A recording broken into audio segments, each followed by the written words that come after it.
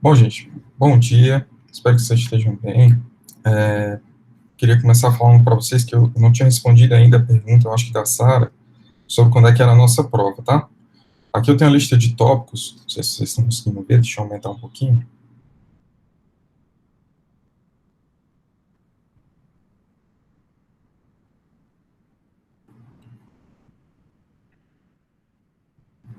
Aqui é a nossa lista de tópicos, do que a gente tem que ver na disciplina, tá? Aqui foi o primeiro semestre, e aqui a gente está falando do segundo semestre.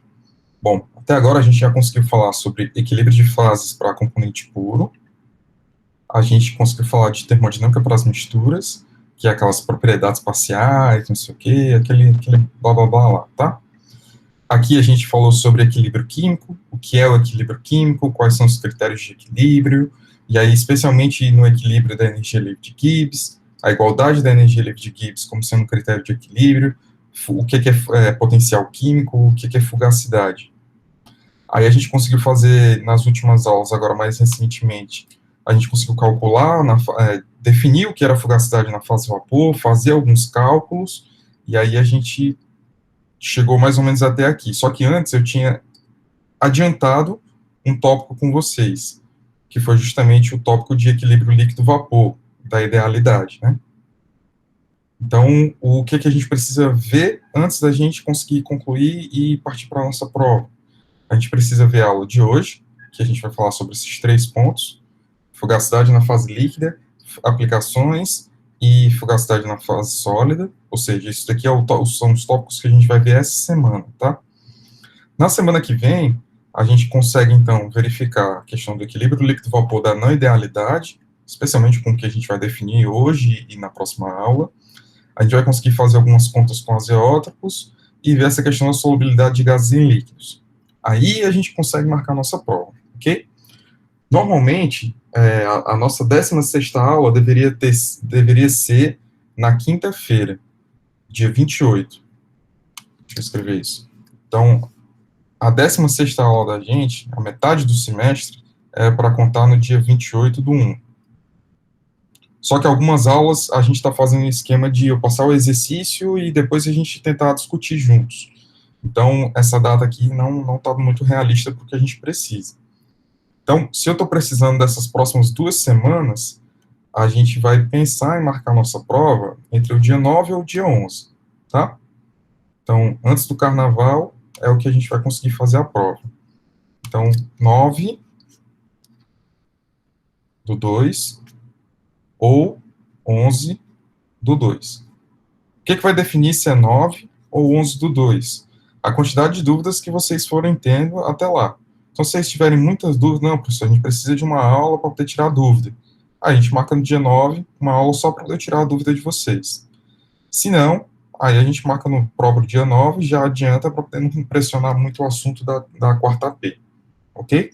Então, se é no máximo do dia 9 até o dia 2, eu estou entregando as notas de vocês para poder a gente ficar kits aí, eu entregar as notas e vocês saberem já a data da prova, ok? Vocês têm alguma dúvida sobre essa questão de prova?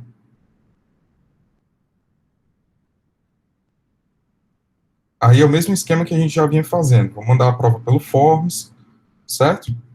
Com um prazo um pouco dilatado para vocês irem fazendo. Muito provavelmente vocês vão precisar do Excel para poder fazer alguma conta, para poder facilitar. Então, e vai cair o que a gente está vendo aqui juntos. Exatamente o que a gente está vendo. Então, a gente fez alguns exercícios. Eu mandei para vocês uma aula especificamente para vocês fazerem esses exercícios. Então, aquele modelo de questão, por exemplo, vai ser certeza de cair na prova, algum tipo daquele ali, ok? Então, fazer alguma conta com fugacidade, alguma coisa do gênero, tranquilo? Então, essa parte está gravada justamente para quem não puder acompanhar a aula agora junto com todo mundo, já está sabendo aqui, então, como é que vai ser os critérios e o que a gente tem de prova, tá? Para depois a gente continuar nos assuntos que faltam, tranquilo? Então, se vocês não tiverem mais nenhuma dúvida, vamos embora, para frente.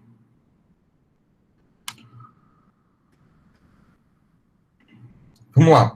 Eu preciso falar com vocês sobre, hoje, fugacidade na fase líquida. Então, a gente viu na aula passada, nas últimas aulas, que a gente tem como calcular a fugacidade numa fase vapor, através de uma equação de estado, e aí se a raiz daquele volume que aparece naquelas equações de fugacidade das equações de estado, acho que eu tenho elas por aqui. Se a raiz desse negócio aqui for líquido, ele vai estar calculando a fugacidade no líquido. Então, o equacionamento é basicamente o mesmo. Então, bom, o que a gente procura, então, fazer aqui na fugacidade da fase líquida? A gente tentar entender quais são os fatores que desviam uma fase líquida do comportamento do gás ideal. Professor, mas isso é um pouco abstrato, porque como é que eu estou verificando o comportamento de uma fase líquida em relação ao comportamento do gás ideal? Exatamente. Então, a gente vai ter mais fatores para poder terem o fator de correção de sair do comportamento da fase de gás ideal para um comportamento de líquido real. Então, um desses comportamentos é a gente conseguir decompor, vamos tentar pensar aqui juntos, em como decompor a fugacidade de uma determinada fase líquida em uma determinada pressão. Então, eu posso fazer um jogo de fugacidades e pressões aqui, dessa forma. Posso colocar aqui a fugacidade da fase vapor na pressão de saturação, dividido pela pressão de saturação, que multiplica a fugacidade da fase líquida na pressão de saturação, dividido pela fugacidade da fase vapor na pressão de saturação. Isso aqui que multiplica a fugacidade do líquido em uma determinada pressão, dividido pela fugacidade desse líquido na pressão de saturação. Isso aqui tudo que multiplica Psat. O que foi que eu fiz aqui? Se você observar bem, nada, porque pressão de saturação cancela com pressão de saturação, aí você também tem aqui a fugacidade da fase vapor, que cancela com a fugacidade da fase vapor, a fugacidade do líquido na pressão de saturação, a fugacidade do líquido na pressão de saturação. Só que nesse arranjo aqui, a gente consegue identificar algumas coisas que são interessantes.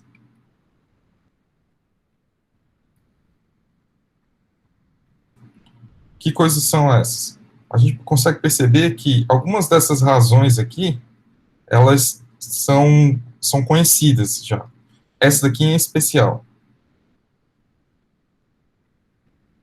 Então, quanto é que dá a fugacidade de um líquido na pressão de saturação sobre a fugacidade da fase vapor numa pressão de saturação? A gente teve que verificar quanto é que era esse valor no último exercício que a gente fez juntos. Então, a gente fazia o quê? Lá no XSOS. A gente pegava aqui o Ln do coeficiente de fugacidade do vapor, Ln do coeficiente de fugacidade da fase líquida.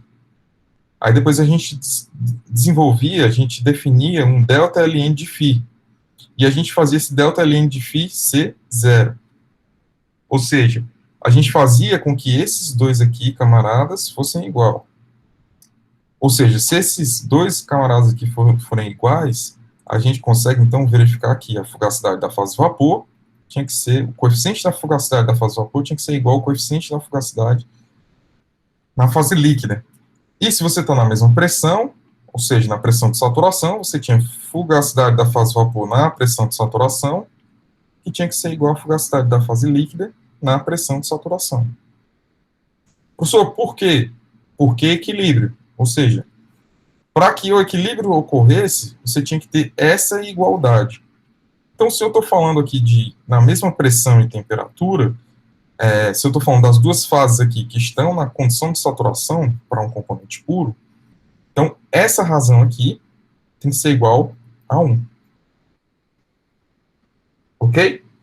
Então, aqui já facilitou alguma coisa para a gente, porque eu consegui sumir com uma dessas frações aqui que eu apareci. Então, se isso é verdade, então eu consigo escrever também outras coisas notáveis, aqui, outras coisas que eu conheço. Como, por exemplo, eu consigo escrever que Ln da fugacidade na saturação, Ln do coeficiente da fugacidade na saturação vai ser igual a integral de 0 a p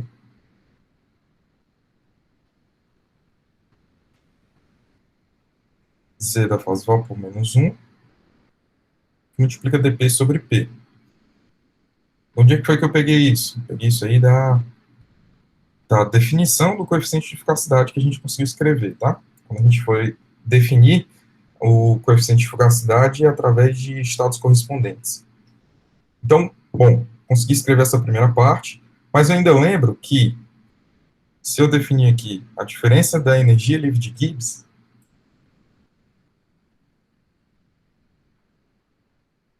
a diferença da energia livre de Gibbs, G menos Gsat, vai ser igual a integral de Psat a P, volume do líquido, dP. Isso aqui veio da onde? Do fato que dG, dP, AT é igual a V. Isso daqui a gente já está trabalhando desde aulas anteriores, correto? Bom, essa primeira parte aqui do coeficiente de fugacidade da saturação é para poder a gente conseguir entender quem é isso daqui, ó. Isso aqui é um coeficiente de fugacidade sobre a pressão. Então, quando a gente usa ZV aqui, a gente consegue calcular o de V.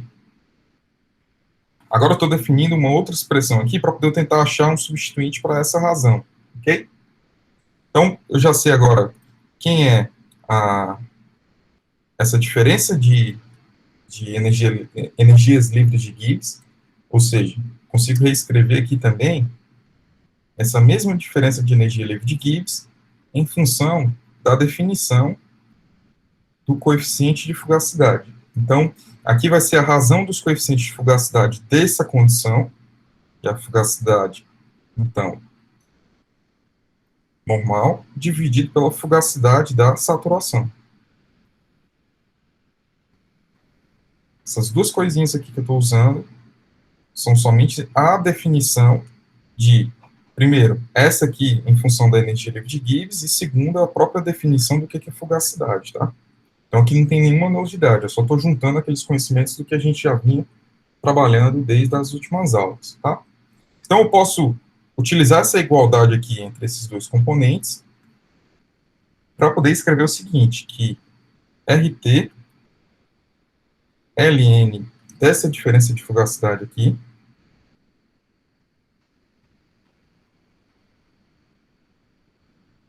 fugacidade do componente I sobre a fugacidade do componente I na saturação. Isso daqui vai ser igual a integral de Psat até P o volume de líquido dP. Ok? Bom, então, posso escrever que esse componente aqui vai ser fugacidade do componente I. Agora eu vou escrever tudo para o líquido, tá? Então, se eu estou escrevendo tudo para o líquido aqui, eu posso até colocar ele da seguinte forma. Fugacidade do líquido em uma determinada pressão. Aqui vai ser a fugacidade do líquido na pressão de saturação. Que aí é a mesma coisa de estar escrevendo FI SAT, ok? Isso daqui vai ser a exponencial de 1 sobre RT, que multiplica a integral de Psat a P, volume do líquido, dP. Ok? Então, esse aqui que a gente acabou de escrever é justamente essa terceira razão aqui que a gente precisava. Então, vou substituindo termo a termo agora, para poder a gente conseguir obter uma expressão da fugacidade do líquido em uma determinada pressão. A fugacidade do líquido em uma determinada pressão, isso daqui vai ter que ser igual a coeficiente de fugacidade da saturação vezes a pressão de saturação. O que eu fiz foi substituir quem é esse componente e aproximei esse daqui. Isso daqui tudo que multiplica 1, não vou nem colocar aqui, quem é esse 1? É essa razão aqui. E essa razão verde. A razão verde, então, aqui vai ser a exponencial de 1 sobre RT, multiplicar a integral de Psat até P, volume do líquido, pp. Então, isso aqui é uma expressão para cálculo da fugacidade do líquido, em qualquer pressão que seja, a partir de dados da pressão de saturação e dados de compressibilidade do líquido. Se vocês observarem, a gente tem um camarada aqui,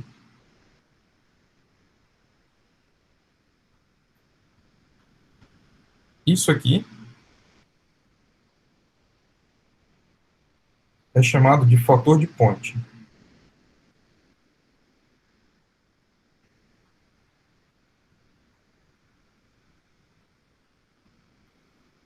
Esse fator de Ponte está ligado justamente com a incompressibilidade da fase líquida. Ou seja, se você puder escrever a fase líquida como sendo uma fase incompressível, esse volume aqui não vai variar com a pressão. Ou seja, você consegue tirar ele dali da integral, e aí você consegue reescrever isso daqui para uma fase líquida incompressível.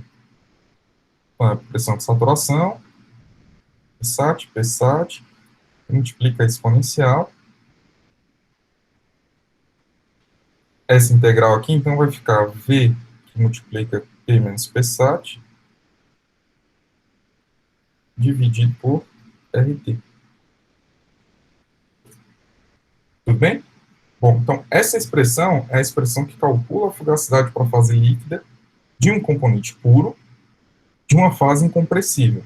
Então, a gente conseguiu chegar a um ponto em que a gente, tendo informações sobre o volume dessa fase líquida, a pressão e a pressão de saturação em que ela se encontra, esse dado aqui é um dado que normalmente você consegue calcular mais facilmente, e aí você consegue, então, saber qual é a fugacidade do líquido. Esse dado aqui de fugacidade da saturação, a gente calcula da forma que a gente calculou da última vez. Então, a gente pega a equação de estado ali e faz o cálculo de qual é o coeficiente de fugacidade da saturação daquele componente, por exemplo.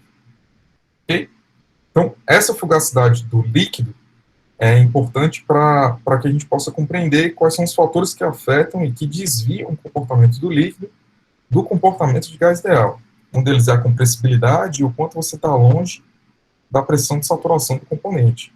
Ok? Bom, só que isso não é o mais importante, né? O que é o mais importante quando a gente está pensando em fugacidade do líquido? A gente começar a pensar em como é que eu consigo calcular a fugacidade de uma mistura líquida. Então, eu já sei como é que calcula a fugacidade de um gás, de mistura de gases, utilizando uma equação de estado. Só que me falta agora conhecer como é que eu consigo calcular a fugacidade de uma mistura de líquidos. Então, de uma fase líquida que tem mais de um componente, ok? Então, é para isso que a gente pode utilizar algumas definições aqui que são importantes.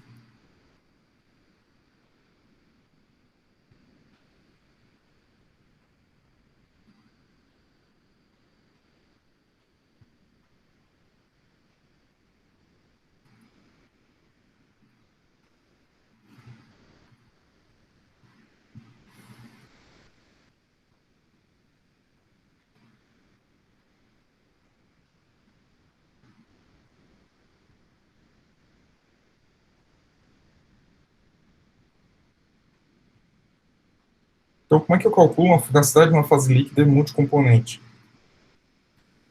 Primeiro de tudo, eu tenho que definir para vocês o que é a solução ideal.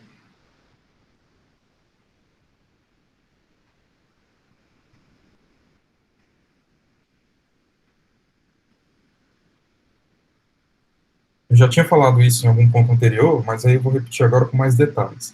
Então, a definição de solução ideal. O que é uma solução ideal? É uma mistura líquida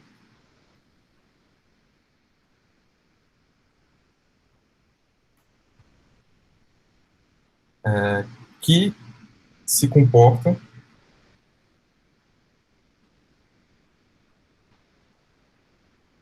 como mistura de gás ideal. Vixe, professor, então o líquido agora é PV igual a NRT? Não. O que eu estou te falando é que o processo de mistura que originou essa mistura líquida, ele teve os mesmos efeitos de mistura que uma mistura de gases ideais. É mais fácil quando eu te digo já as regras da mistura de gás de solução ideal. Então, por exemplo, o ΔV de mistura de uma solução ideal, ele é igual a zero.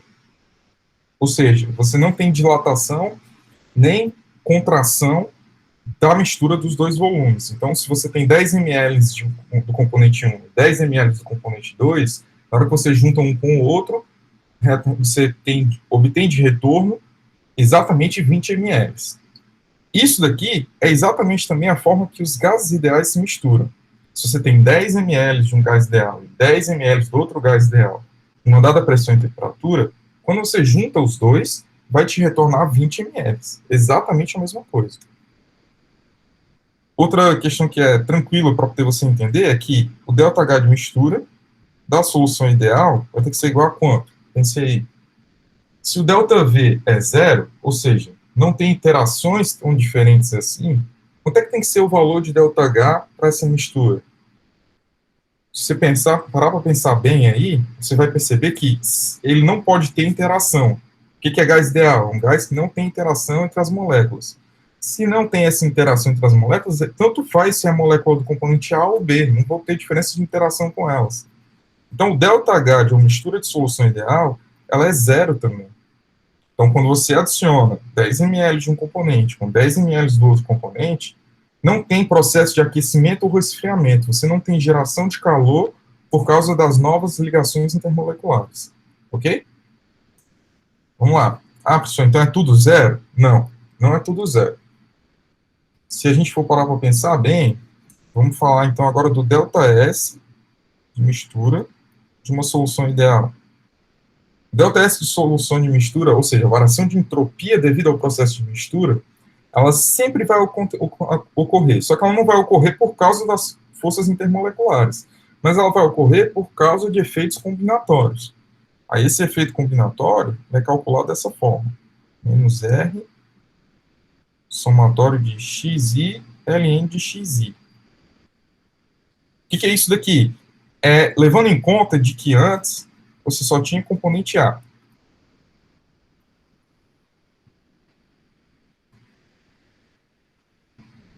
E aqui você tinha separado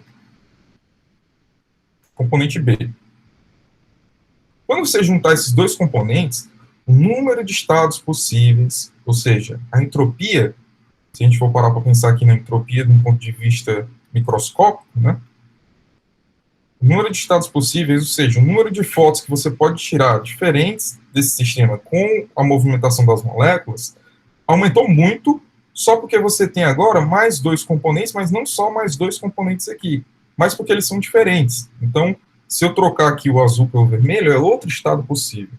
O que se fosse todo mundo aqui do azul, não era. Então, a diferença da entropia gerada quando você mistura gases ideais, ela vai ser a mesma do que quando você mistura uma solução líquida ideal. Ou seja, a gente está, por definição, definindo, forçando a nossa solução ideal, nosso estado ideal de solução, ser o mesmo de mistura de gases ideais. Então, se você tem o efeito combinatório no gás ideal, você também vai ter o efeito combinatório na solução ideal. Isso faz muito sentido, se você parar para pensar um pouco melhor. Por quê?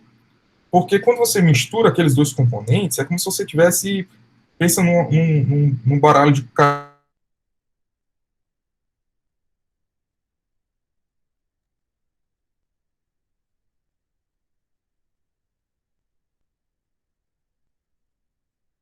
por questão de probabilidade, efetivamente, aumentando a desordem daquele sistema, o número de estados possíveis daquele sistema. Ok? Bom, então se ΔG de solução ideal dessa mistura, ele é ΔH da solução ideal para essa mistura menos T, que multiplica ΔS de solução ideal dessa mistura. Tipo, o professor já está inventando a fórmula. O que é isso aqui? Isso aqui é a definição de que é G. H menos TS. Se eu posso escrever para esse, eu posso escrever também para o ΔG de mistura de uma solução ideal. ok? Então, substituindo cada um dos componentes que a gente já conhece aqui, então isso daqui vai ficar ΔG de mistura da solução ideal, que vai ser igual a, isso aqui é zero, menos, vai trocar o sinal, então vai ficar RT somatório de XI ln de XI. Ok? Então vamos lá. Algumas considerações aqui sobre isso. Ln de xi, ln de um número menor do que 1, vai ser sempre negativo, ok? Então, essa porção aqui, ela é menor do que zero. O que vai fazer com que você tenha um ΔS de mistura maior do que zero. Ou seja, sempre que você tiver uma mistura de dois componentes, você vai estar aumentando a entropia. Você vai estar aumentando a desordem do sistema. Ao passo que, quando você vai verificar esses mesmos sinais aqui, você vai ver que o delta é G de mistura de uma solução ideal, ela vai ser menor do que zero. O fato de ΔG ser menor do que zero, ele está te indicando que o sistema ele é lábil, ou seja, você consegue ver o sistema se misturando. Aliás, é possível termodinamicamente que o sistema se misture, porque você incorre numa redução geral de energia. Então, se você incorre nessa redução geral de energia, a gente vai ver isso com mais detalhes mais na frente. Mas você sabe que essa mistura é possível. Então, quando você tem dois componentes que formam uma solução ideal, eles sempre vão se misturar. Então, se você pega dois líquidos e eles se misturam de acordo com essas regras, eles sempre vão se misturar em qualquer uma das proporções. Por quê? Porque isso é um processo que ele é favorável termodinamicamente. É o que essa equação está te dizendo. E por que ele é favorável termodinamicamente? Porque ele incorre em aumento de entropia. A gente sabe que os processos reais, eles incorrem em aumento de entropia. Ok? Outra questão, se você tem dois líquidos e eles não se misturam, você pode ter certeza que aquela solução formada por aqueles dois é uma solução não ideal.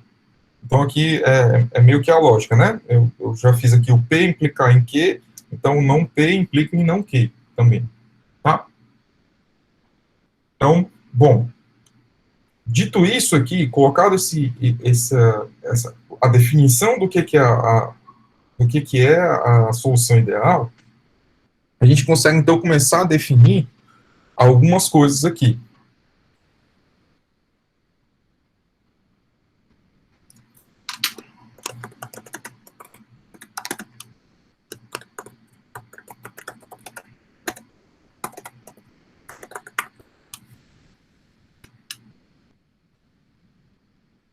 Então, fugacidade na fase líquida, só que aí agora eu vou definir para vocês o que são estados de referência.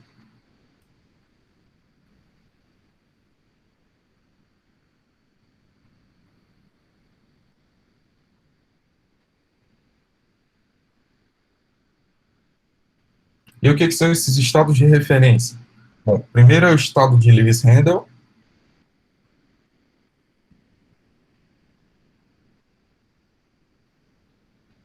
e o segundo é o de Henry. Bom, eu falo Henry, mas tem gente que fala Henry, né? Então, bom, whatever. Então, esses dois estados de referência aqui, primeiro de Lewis-Handel e o outro de Henry, eles servem para poder a gente conseguir ter uma aproximação de como fazer o cálculo da fugacidade. Ou seja, a fugacidade ideal, de acordo com o estado de referência de Lewis-Handel, é quando você tem a fugacidade do componente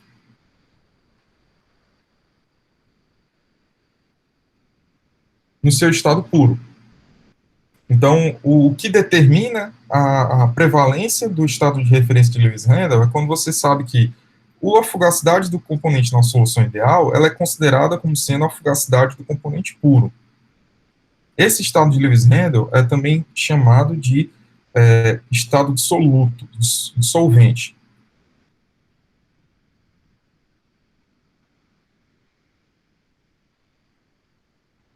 essa nomenclatura de estado solvente vai ficar mais clara quando eu explicar para vocês um gráfico, tá? Quando a gente está falando, então, do estado de referência de Henry, a gente está falando da fugacidade ideal de um determinado componente I como sendo uma constante, que é chamada de constante de Henry. Vocês já viram essa constante de Henry quando a gente estava falando de equilíbrio líquido-vapor de gases dissolvidos em líquidos, pouco dissolvidos em líquidos. Normalmente a gente trata isso quando a gente quer falar do estado de referência de soluto. Então, o que eu quero dizer com isso? É que aqui a gente define, então, uma questão bem interessante que tem aqui, deixa eu pegar até um gráfico do livro de vocês aqui.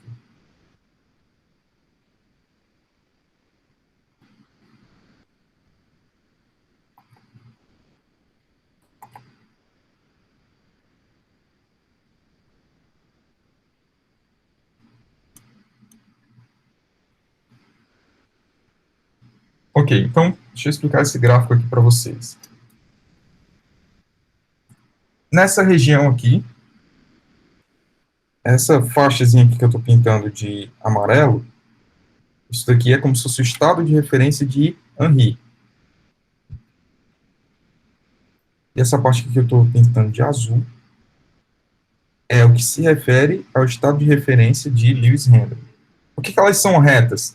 Porque eu estou assumindo que a fugacidade do componente I, ou do componente A aqui, de acordo com essa nomenclatura, em mistura, ela vai ser igual a XA vezes F de A. Se eu estou trabalhando num gráfico da fugacidade pela composição, isso daqui é uma reta. Ok? Uma reta que passa no ponto 0, 0. É uma reta que passa no ponto 0 e que, se eu for avaliar quem é a fugacidade quando você tem um componente puro, ou seja, quando XA é igual a 1, a fugacidade daquela mistura que você está considerando, ela vai ser dada pela fugacidade do componente 1 puro. Então, se você for ver aqui nessa reta, é essa região aqui. Então, quando x é igual a 1, você tem a fugacidade do componente A. Se eu estou considerando a regra de Lewis de Henry para isso, eu estou te informando que a fugacidade do componente I em mistura vai ser dado por xi hi. Ou seja, quando xi for igual a 1, eu vou ter que a fugacidade daquela mistura vai ser dada, na verdade, por uma constante de Henry. Tudo bem? Que aqui é a mesma coisa. Quando x é igual a 1, eu tenho o valor de HA. Por que isso é interessante? Porque aqui você consegue definir dois estados que são de referência para quando você tem o componente A com a sua composição perto de 1, ou seja, quando você tem o componente A como o componente prevalente naquela mistura, ou seja, no limite de 1, você só tem um componente B aqui, e o restante é A. Ou seja, esse estado de referência está levando em consideração as interações entre o componente A e o outro componente A. Enquanto que, quando você está considerando que o componente A está indo para 0, está levando em consideração que você só tem B aqui e você só tem um A. Por quê? Porque ele está tendendo a 0, né? Então a composição de A aqui está tendendo a muito baixa, está tendendo a quase nada. Então, a interação prevalente que você está levando em consideração aqui é a do componente A em relação ao componente B. Então, é por isso que eu chamei o estado de Lewis Handel de estado de solvente. Porque, como solvente, ele é o cara que está prevalente na dominação das forças intermoleculares. Enquanto que, quando ele está em soluto, eu estou considerando que ele está principalmente levando em consideração as forças entre moléculas dissimilares, ok? Vamos lá. Então, para chegar numa parte do que vocês precisam saber, qual dos dois você vai usar? Depende do que sistema você está utilizando. Vocês já fizeram isso alguma vez na vida, só que vocês não lembram, talvez de PPQ. Lá em PPQ, vocês faziam o cálculo do equilíbrio líquido-vapor com a lei de Raoult, e aí vocês utilizavam, numa hora vocês utilizavam Y e P, que é igual a X, I, P de saturação, e na outra hora vocês utilizavam Y e P, que vai ser igual a XI, HI. Então, aqui você sabe que é o estado de referência de Lewis-Handel, e aqui o estado de referência de acordo com a lei de Henry. E aí aqui você tinha as aproximações. Não, esse caso aqui você estava utilizando para quando você estava medindo o equilíbrio líquido-vapor entre dióxido de carbono e água, por exemplo. Você sabia que era pouco solúvel, então um desses Y aqui vai ser basicamente 1 e o outro basicamente 0. Mas mesmo assim você ainda conseguia fazer um cálculo aproximado para poder descobrir qual é a solubilidade do CO2 na água, de acordo com a sua lei de Henry, de acordo com o seu coeficiente de Henry ali, ok? Então, esses estados de referência são somente para poder a gente informar que tipo de sistema a gente está trabalhando. Se é um sistema muito diluído ou se é um sistema concentrado, um sistema normal, ok? Bom, se a gente, informado isso, vamos tentar trabalhar, então, com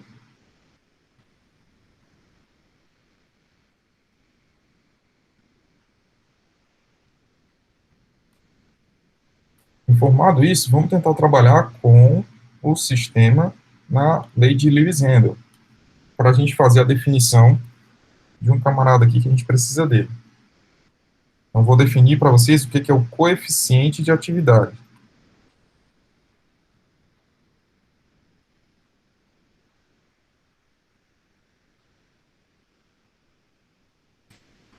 O que é o coeficiente de atividade? Eu estou te definindo o coeficiente de atividade como sendo uma razão entre a fugacidade da fase líquida, na mistura, dividido pela fugacidade da fase líquida no estado ideal. A gente tinha antes ali o que a gente chamava de coeficiente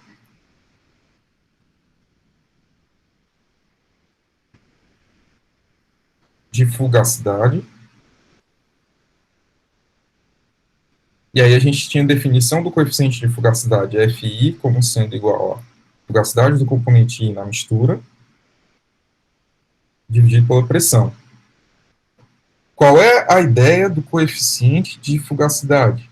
Ele corrige em relação ao comportamento de gás ideal.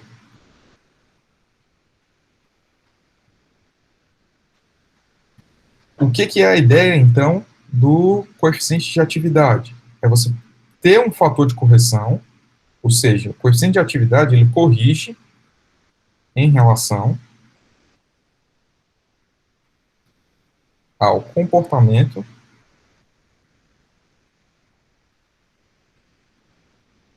de solução ideal.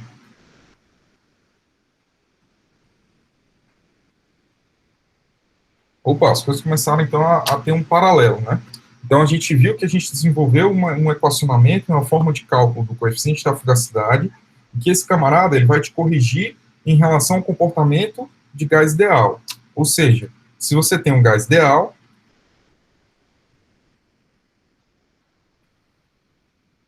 isso aqui te implica que o fator de correção dele vai ser igual a 1. Ou seja, você não tem o que corrigir. Se você pensar, então, no mesmo paralelo para cá, se você tiver uma solução ideal, essa solução ideal vai ter um coeficiente de atividade que é igual a 1. Você não tem o que corrigir, já que ela já é uma solução ideal. Ok? Bom, então, se a gente está utilizando essa definição aqui, a gente consegue fazer um equacionamentozinho aqui bacana do lado.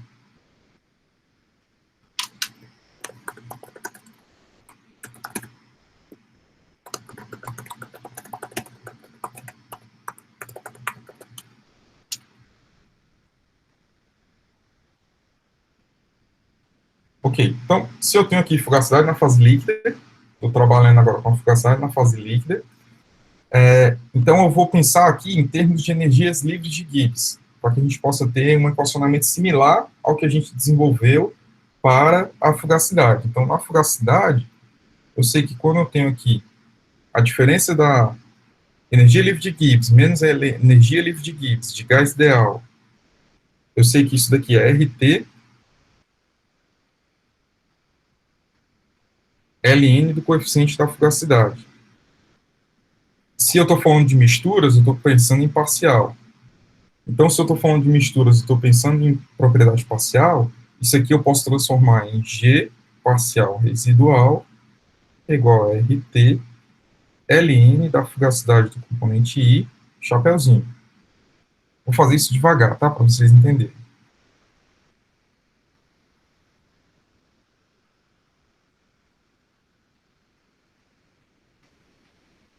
Eu defini para vocês o que era o coeficiente de fugacidade. Essa definição era em função da energia livre de Gibbs e a sua diferença entre o estado de gás ideal.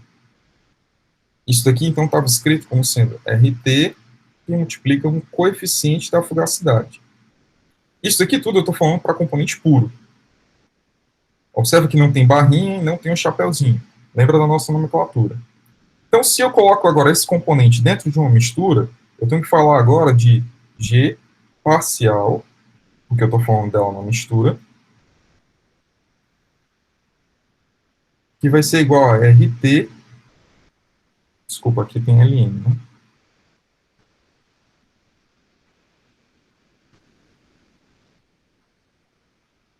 LN de φ e chapéu. Estou utilizando a definição de que qualquer propriedade residual ela é a propriedade menos a propriedade de gás ideal. Então, eu posso escrever isso aqui como sendo G residual parcial, que vai ser igual a RT ln de φ e chapéu. Tudo bem?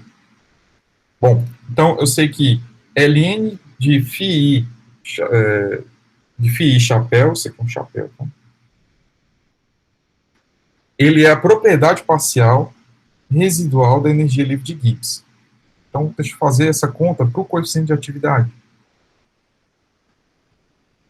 No coeficiente de atividade, então, eu vou descrever o seguinte, eu tenho que G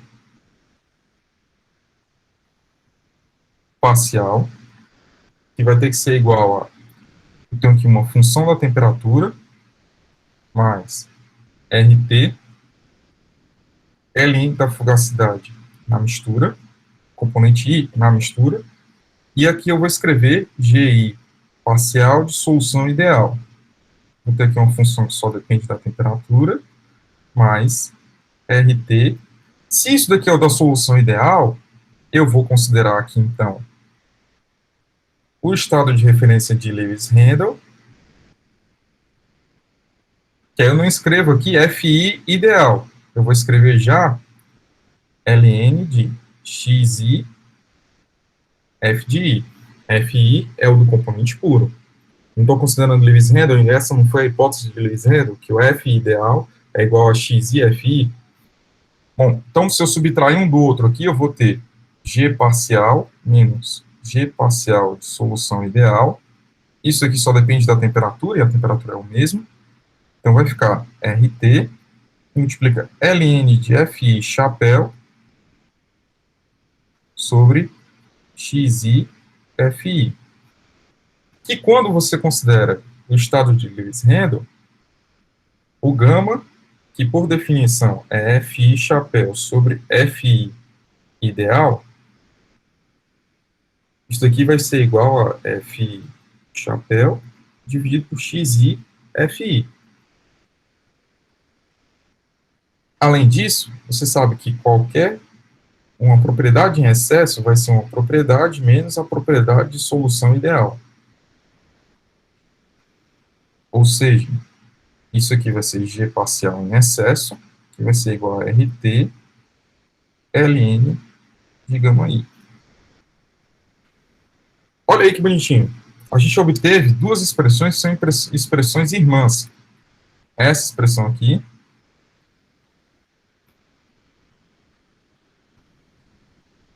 é uma expressão irmã dessa daqui, ó.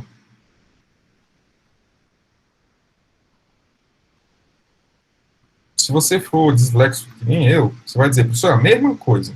Não, é não. Deixa eu te mostrar porque não é a mesma coisa.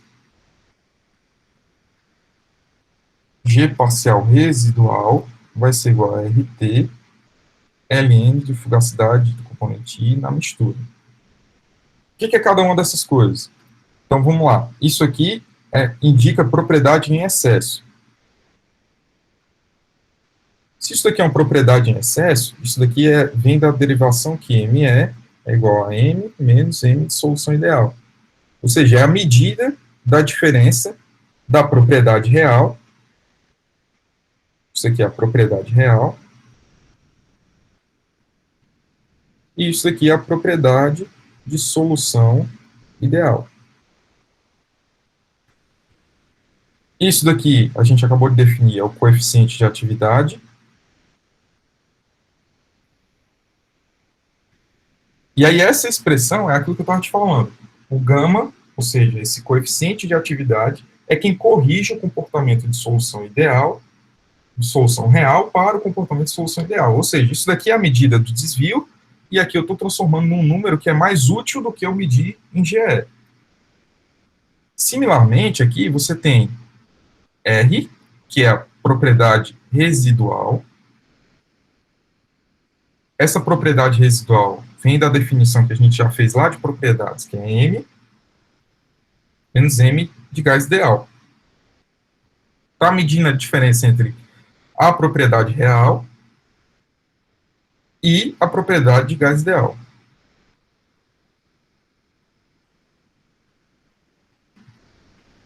Se ela está medindo essa diferença, ela está medindo para poder conseguir corrigir. Então é como se fosse aquelas coisas de eficiência, sabe? Eu estou medindo aqui a diferença e estou transformando num número que me dá uma informação completa, que nesse caso aqui é o coeficiente de fugacidade.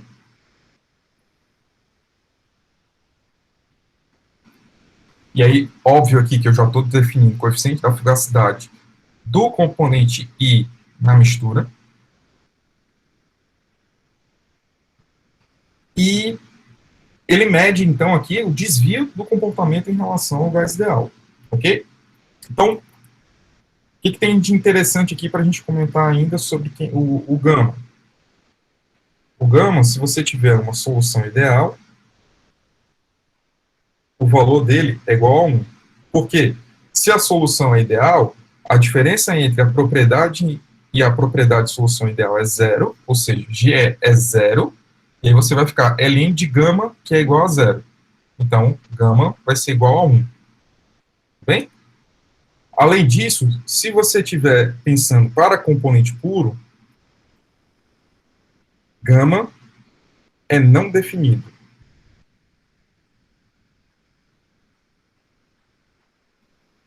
Você não pode definir gama para um componente puro. Não existe gama para componente puro. Por quê? Eu estou partindo sempre desde o começo, na premissa da definição, de que a gente está trabalhando com mistura. Então, não existe gama para componente puro. Gama é para uma determinada mistura, ok? Além disso, vamos lá, o que tem de interessante ainda para a gente conversar?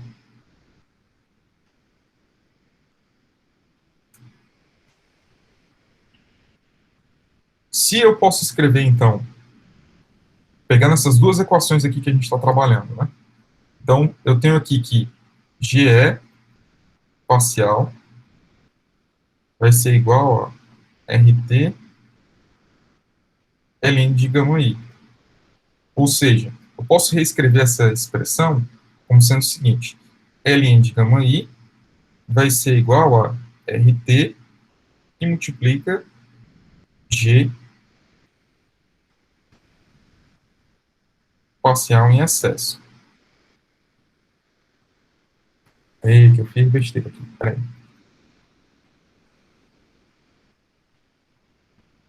Vamos lá, agora prestando atenção.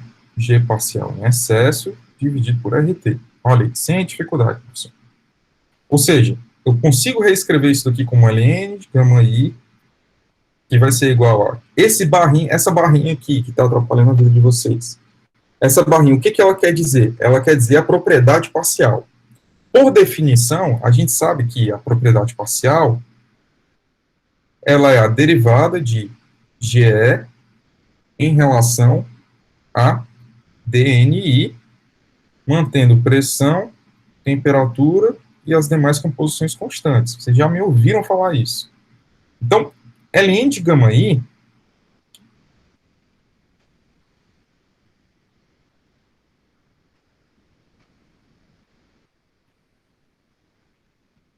pode ser escrito como sendo D de GE sobre RT,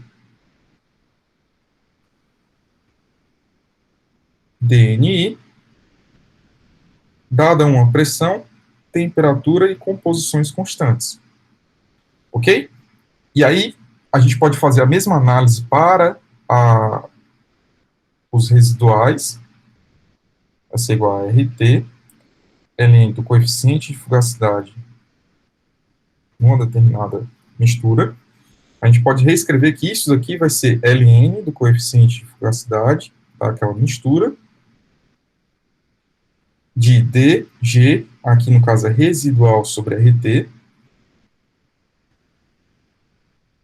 DNI, uma dada pressão, temperatura e composição.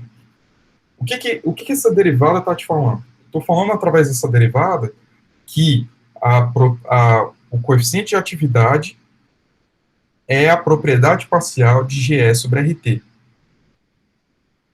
Estou falando que o coeficiente da fugacidade de uma mistura, de um componente numa mistura, é a propriedade parcial de GR sobre RT. Essa equação aqui, ela é muito mais importante do que a segunda. Porque a segunda eu não preciso dela, eu já tenho maneiras mais fáceis de calcular. Eu não preciso tabelar GR em função de dados. Eu consigo, através de uma equação de estado, que nem a gente fez na última aula, eu consigo calcular. Agora, o coeficiente de atividade na fase líquida, a fase líquida é mais difícil para isso. E é por isso que a abordagem da fase líquida de cálculo de coeficiente de atividade, ela é sempre baseada em modelos de GE sobre RT. Então, a gente vai, a partir da próxima aula, estudar os modelos de GE sobre RT, para que a gente possa ter o cálculo do coeficiente de atividade. E aí, por que eu faço esses cálculos de coeficiente de atividade? Porque é através dos cálculos de coeficiente de atividade que a gente consegue fazer uma abordagem aqui muito simples. Então, se eu tenho aqui já pela definição o que é o coeficiente de fugacidade, vai ser a fugacidade de um determinado componente, numa mistura, dividido pela pressão dele, ok? Essa pressão aqui, quando a gente está trabalhando num componente que está numa mistura, a gente coloca aqui YP, porque é a pressão parcial daquele gás, ok? Se eu estou falando, então, de uma mistura ainda, isso aqui é o coeficiente de atividade, e aí isso daqui vai ser fugacidade do determinado componente naquela mistura sobre fugacidade ideal, XI, FI. Tudo bem? Essas duas equações aqui, quando a gente pensa no equilíbrio líquido-vapor, só para poder te dar um exemplo de onde é que isso é útil. Eu sei que a fugacidade do vapor naquela mistura vai ter que ser igual à fugacidade do líquido naquela mistura. Então, eu posso fazer isso aqui de duas formas. Eu posso pegar essa fugacidade aqui, isolar, e igualar com essa fugacidade aqui. Da fugacidade em verde, eu vou ter YI, P, que multiplica φ, I, que vai ter que ser igual a XI, gama I, FI. Ok? Consigo, então, ainda escrever, se eu escrever isso daqui para a fase vapor e para a fase líquida, eu consigo escrever YI, P, φ da fase vapor, que vai ser igual a XI, P, φ da fase líquida. Então, no equilíbrio líquido-vapor, a gente tem o que a gente chama de duas abordagens. A abordagem gama-φ e a abordagem Phi. O que é a abordagem gama-Phi? É quando eu estou corrigindo a fase líquida com coeficiente de atividade e a fase vapor com coeficiente de fugacidade. O que é a abordagem Phi-Phi? Eu estou abordando ambas as fases líquidas e vapor com coeficientes de atividade, calculados, por exemplo, por equações de estado. Ok? Então, é daqui, dessa expressão, que a gente vai conseguir chegar na conclusão que YI, P, que multiplica φI, vai ser igual a XI, gama I, PI de saturação. A gente vai conseguir chegar nessa expressão. E chegando nessa expressão, você tem a expressão mais geral possível do comportamento do equilíbrio líquido-vapor. Ou seja, a gente saiu de uma definição abstrata, com aqueles conhecimentos que a gente teve anteriormente, e está conseguindo chegar em cálculos de equilíbrio líquido-vapor. Aqueles cálculos que a gente fez para uma fase ideal, a gente pode repetir os mesmos cálculos, com alguma complexidade matemática a mais, só que agora para o equilíbrio líquido-vapor corrigido a fase, sendo corrigidas as fases líquidas e as fases vapor. Ok? Então, por hoje é basicamente isso. Vocês têm alguma pergunta? Pessoal que chegou agora, perdeu o comecinho da aula, eu tinha comentado que quando é que vai ser a nossa prova. Então, eu vou subir o vídeo e aí você dá uma olhadinha lá sobre o que está norteando aqui o critério para a gente conseguir marcar a prova. Desde já, ou vai ser dia 9 de fevereiro ou dia 11, tá? Então, dá uma olhadinha aí no começo do vídeo, e aí qualquer coisa vocês me avisam, tá? Valeu aí, gente. Obrigado, tá?